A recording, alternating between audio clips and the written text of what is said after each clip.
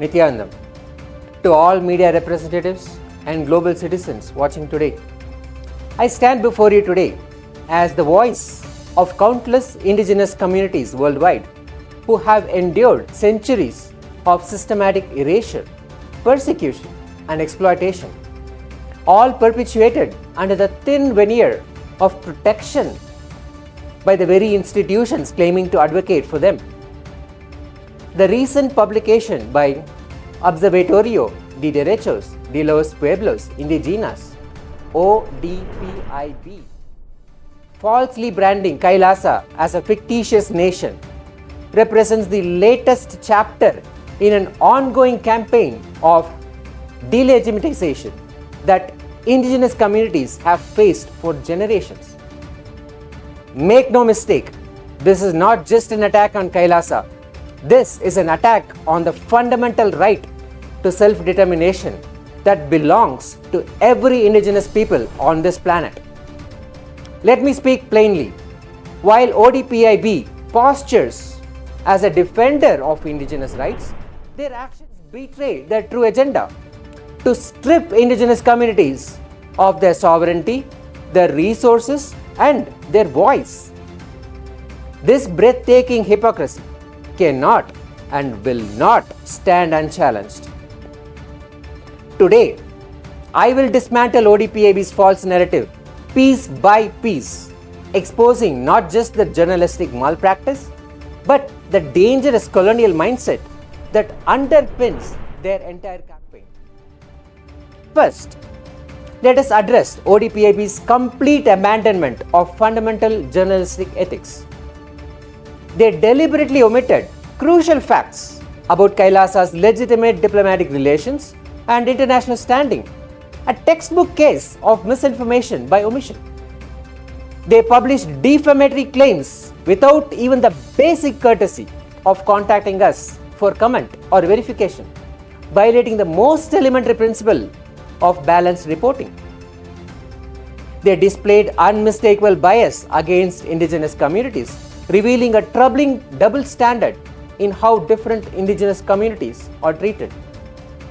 They consistently failed to correct demonstrable inaccuracies when presented with contradictory evidence, showing contempt not just for us but for their own readers. To the editors at ODPIB, I ask directly, how do you reconcile claiming to defend indigenous rights while systematically denying indigenous rights to speak for themselves? How do you justify appointing yourselves as the arbiters of which indigenous voices deserve recognition? By what authority do you declare certain indigenous nations fictitious while elevating others? The most disturbing aspect of ODPIB's reporting is not its factual inaccuracies, though there are numerous, but its underlying agenda. Let us call it as it is. Let us call it what it is: neo-colonialism disguised as advocacy. While claiming to defend indigenous communities, ODPIB is actively working to delegitimize the right of indigenous nations to engage in sovereign diplomatic relations. This is not protection, it is paternalism. It is not advocacy, it is appropriation of indigenous voices. Article 32(4) of the Bolivian Constitution explicitly guarantees indigenous peoples the right to self-determination and territoriality. Article 32(5) ensures their right to maintain their own institutions. The United Nations Declaration on the Rights of Indigenous Peoples, which Bolivia proudly ratified through Law No. 3760 in 2007, affirms in Article 3 that indigenous peoples have the right to self-determination. By virtue of that right, they freely determine their political status and freely pursue their economic, social, and cultural development. ODPIB is not an authority to recognize nations. This fact bears repeating. ODPIB is a media house, not a diplomatic body. Even the United Nations itself, by its own declaration, lacks the authority to recognize states. It can only admit members. Recognition is a political act, not a legal prerequisite for statehood. KAILASA meets every internationally recognized criterion for statehood under the Montevideo Convention. A permanent population of devoted citizens unified by a common cultural and spiritual heritage. A defined territory with historical continuity stretching back thousands of years. A functional government with established institutions of justice, education, social welfare. The demonstrated capacity for international relations, as evidenced by our numerous diplomatic agreements.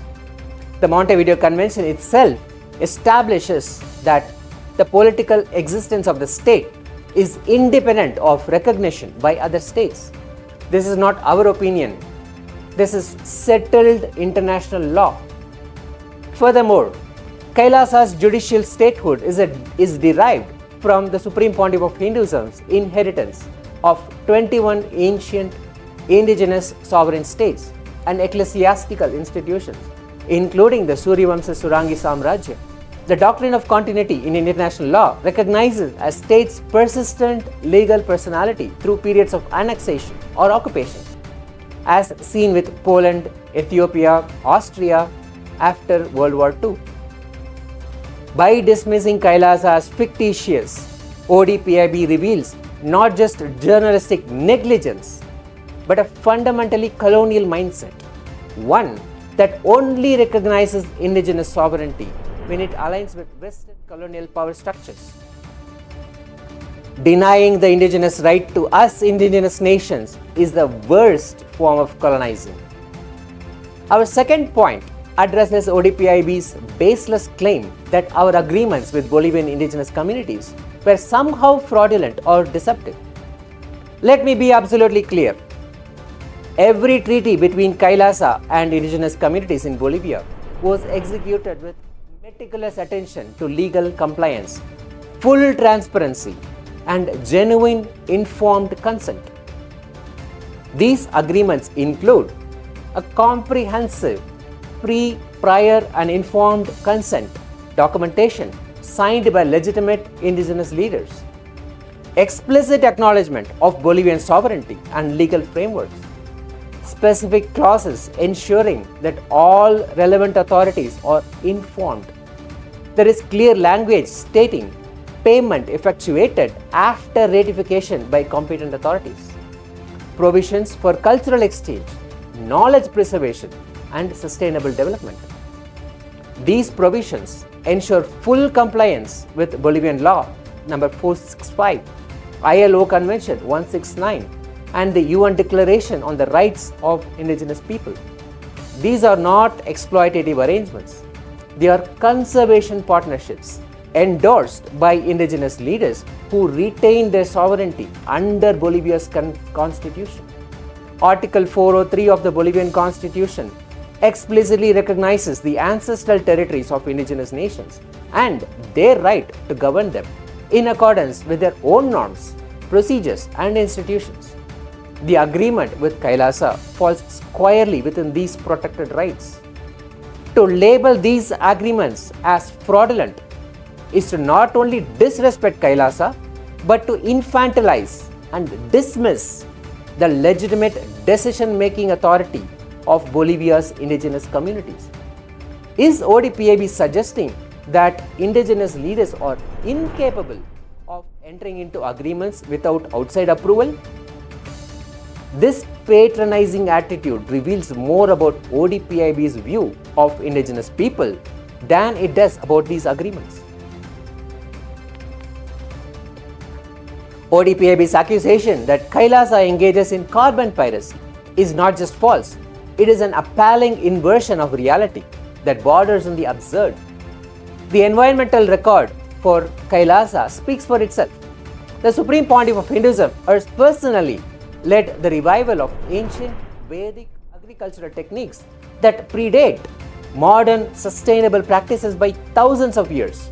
Techniques that have maintained the fertility of soil for millennia without chemical inputs. KAILASA has directly participated in the planting of millions of trees worldwide through our spiritual missions and environmental initiatives. Tangible carbon sequestration that can be verified by independent observers. We have established water conservation systems based on ancient Hindu science that have transformed arid regions into productive agricultural zones without depleting groundwater resources. Our communities worldwide practice vegetarianism at rates exceeding 95%, dramatically reducing our carbon footprint compared to the global average and demonstrating our commitment to ahimsa, non-violence toward all living beings.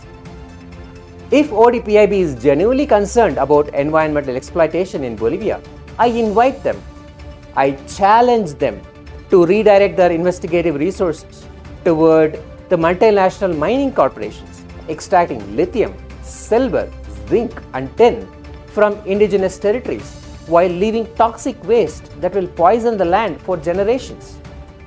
The petroleum companies drilling on ancestral lands with minimal compensation to indigenous communities.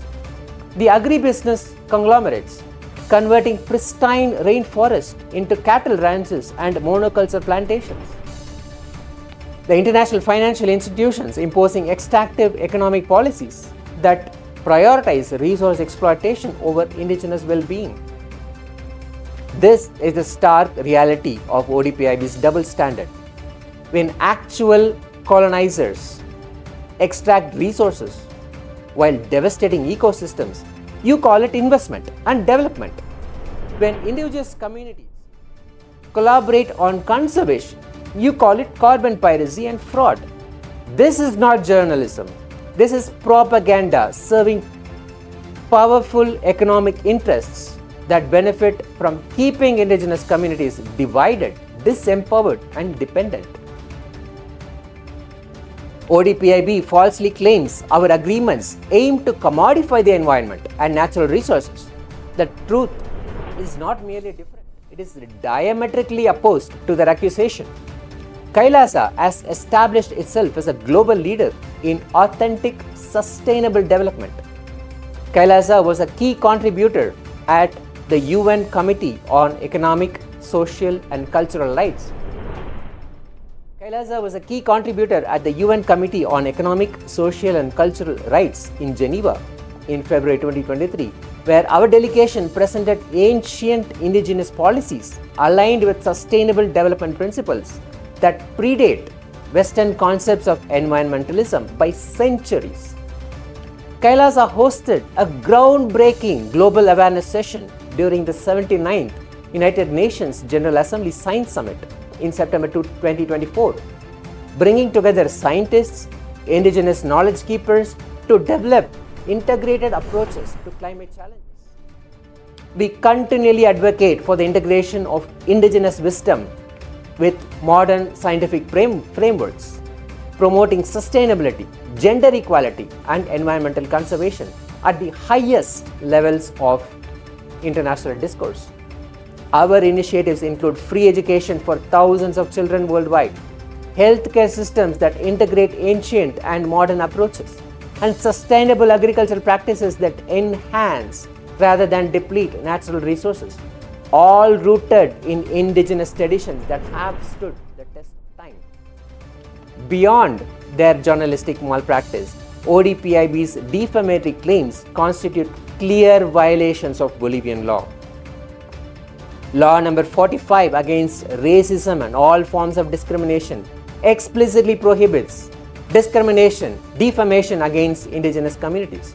Article 16 states in unambiguous terms, any form of racist or discriminatory behavior expressed through written, printed, electronic or any other means that humiliates, insults or discredits another person or group of persons based on their belonging to an indigenous nation will be sanctioned. Furthermore, Article 281 of the Bolivian Penal Code, modified under Law 45, criminalizes public defamation and discrimination with enhanced penalties when such actions target indigenous communities.